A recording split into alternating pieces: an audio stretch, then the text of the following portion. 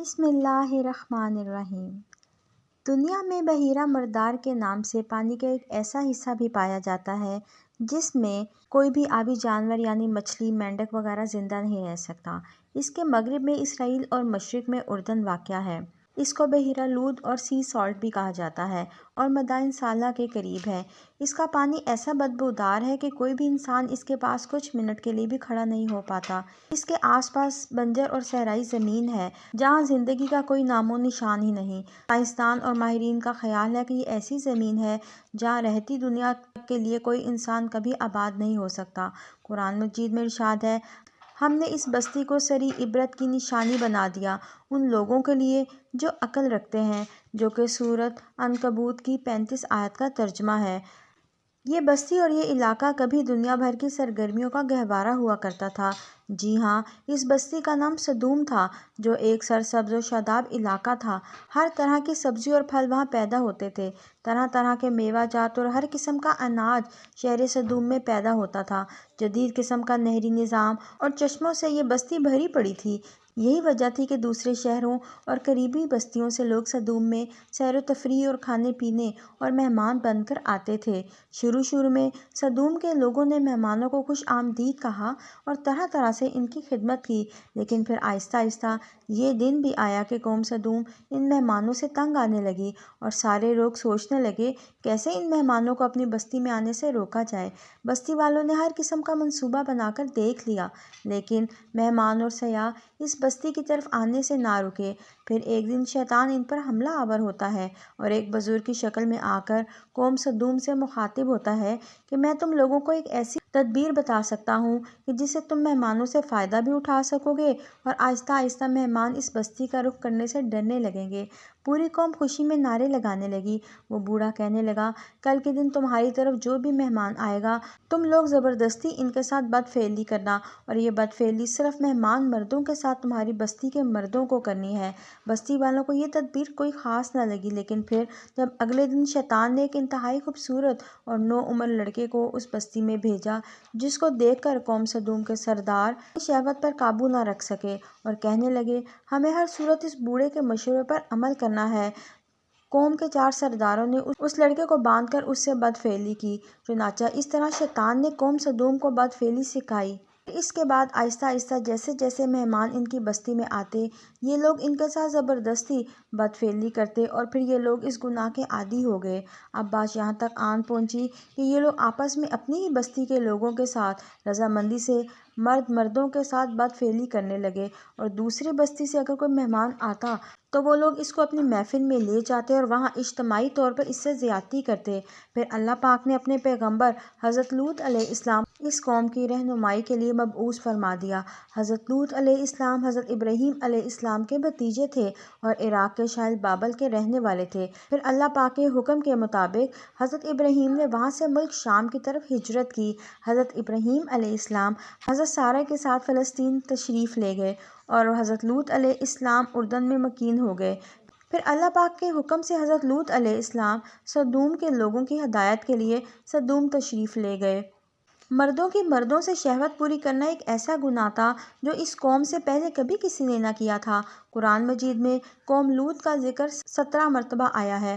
اللہ پاک قرآن شریف میں فرماتے ہیں، کیا وہ بے حیائی کرتے ہو جو تم سے پہلے جہاں میں کسی نے نہ کی، تم مردوں کے پاس شہوت سے جاتے ہو عورتیں چھوڑ کر، بلکہ تم لوگ حد سے گزر گئے، جو کہ سورۃ الاعراف کی آیت 80 اور 81 کا ترجمہ ہے۔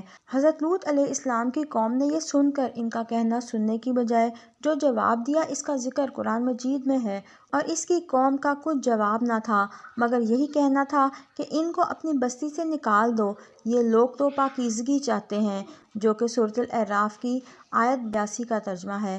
حضرت لوط علیہ السلام نے اپنی قوم کو بہت سمجھایا کہ وہ اپنی اس بدفعلی سے باز آ جائیں۔ اس کا ذکر قرآن شریف میں کچھ اس طرح ہے، حضرت لوط علیہ السلام نے کہا، تم کیوں نہیں ڈرتے؟ میں تو تمہارا امانت دار پیغمبر ہوں، تو اللہ سے ڈرو اور میرا کہنا مانو، اور میں تم سے اس کام کا بدلہ نہیں مانگتا، میرا بدلہ اللہ رب العالمین کے ذمہ ہے۔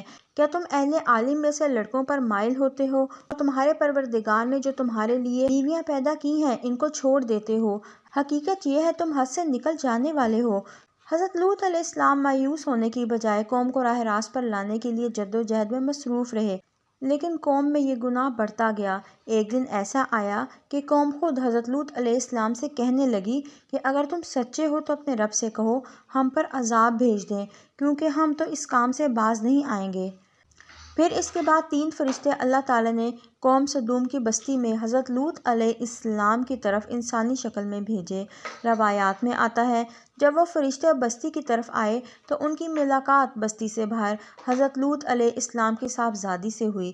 فرشتے حضرت لوط کی بیٹی سے کہنے لگے ہم مسافر ہیں اور ہم چاہتے ہیں کہ آج رات اس بستی میں رک جائیں، کیا یہاں ہمیں ایک رات رہنے کے لیے کوئی جگہ مل سکتی ہے؟ لڑکی ان سے کہنے لگی کہ آپ لوگ یہاں پر ہی رکیں، میں اپنے والد سے اس بات کا ذکر کرتی ہوں۔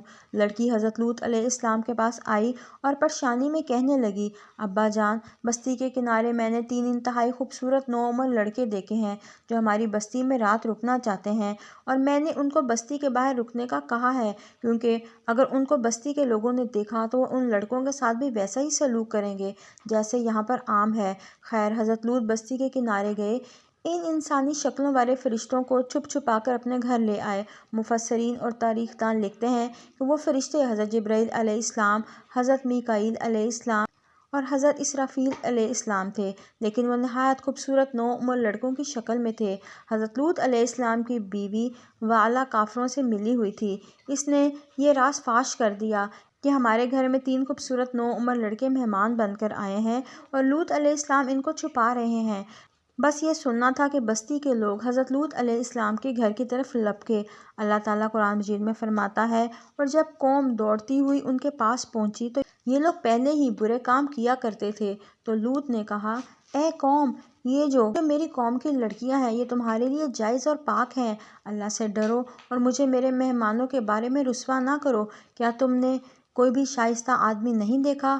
جو کہ سورۃ الہود کی 78 آیت کا ترجمہ ہے۔ حضرت لوط علیہ السلام کی بات سن کر وہ لوگ بولے اے لوط، کیا ہم نے تم کو سارے جہاں کی حمایت اور طرفداری سے منع نہیں کیا تھا؟ اور تم اس بات سے بخوبی واقف ہو کہ ہمیں تمہاری بیٹیوں سے کوئی حاجت نہیں، اور جو ہماری اصل چاہت ہے تم اس سے بھی بخوبی واقف ہو۔ قوم لوط کے اس بے شرمانہ جواب سے اس کا اندازہ لگایا جا سکتا ہے کہ وہ فعل بد میں کس حد تک مبتلا ہو چکے تھے۔ جب پوری قوم نے حضرت لوط علیہ السلام کے گھر کا گھیراؤ کیا تو حضرت لوط یوں فرمانے لگے اے کاش مجھ میں تمہارے مقابلے کی طاقت ہوتی یا کسی مضبوط قلعے میں پناہ پکڑ سکتا، جو کہ سورۃ الہود کی آیت 80 کا ترجمہ ہے۔ جب فرشتوں نے حضرت لوط علیہ السلام کو افسردہ دیکھا تو کہنے لگے کہ ہم کوئی انسان نہیں ہیں بلکہ ہم فرشتے ہیں، آپ کے رب کے حکم سے اس قوم پر عذاب لے کر آئے ہیں۔ اس کے بعد فرشتے حضرت لوط علیہ السلام سے کہنے لگے کہ آپ اور آپ کی آل اولاد آج رات ہی اس بستی کو چھوڑ کر چلے جائیں اور اپنے رب کا یہ حکم یاد رکھیں کہ جب اس بستی پر عذاب نازل ہو رہا ہو تو تم لوگ اس کو چھوڑ کر جا رہے ہو، کوئی بھی پیچھے مڑ کر مت دیکھیے گا۔ چنانچہ حضرت لوط علیہ السلام رات کو اپنے اہل عیال کو لے کر نکل پڑے، ان کی بیوی وائلہ بھی ان کے ساتھ تھی۔ ادھر بستی کے لوگ حضرت لوط کے گھر کے باہر جمع تھے۔ جبرائیل علیہ السلام نے اپنا ایک پر مارا اور وہ سارے لوگ جو جمع تھے وہ اندھے ہو گئے۔ یہ عذاب ان لوگوں کے لیے تھا جو حضرت لوط کے گھر کے باہر جمع تھے۔ قرآن شریف میں ارشاد ہوتا ہے اور انہوں نے لوط علیہ السلام سے ان کے مہمانوں کو لینا چاہا تو ہم نے ان کی آنکھیں اندھی کر دی، جو کہ سورۃ القمر کی آیت 37 کا ترجمہ ہے۔ اس کے بعد حضرت جبرائیل علیہ السلام نے اس بستی کو اللہ کے حکم سے زمین سے اکھیڑا اور اپنے بازو پر رکھ کر آسمان پر لے گئے، یہاں تک کہ بستی کے مرغوں اور کتوں کی آوازیں آسمان کے فرشتوں نے سنی اور پھر اس ساری بستی کو زمین پر دے مارا۔ پھر اس کے بعد اللہ تعالیٰ نے ان لوگوں پر پتھروں کی بارش کی۔ مفسرین لکھتے ہیں کہ ہر پتھر پر اس شخص کا نام لکھا ہوا تھا جس کو وہ آ کر لگتا تھا۔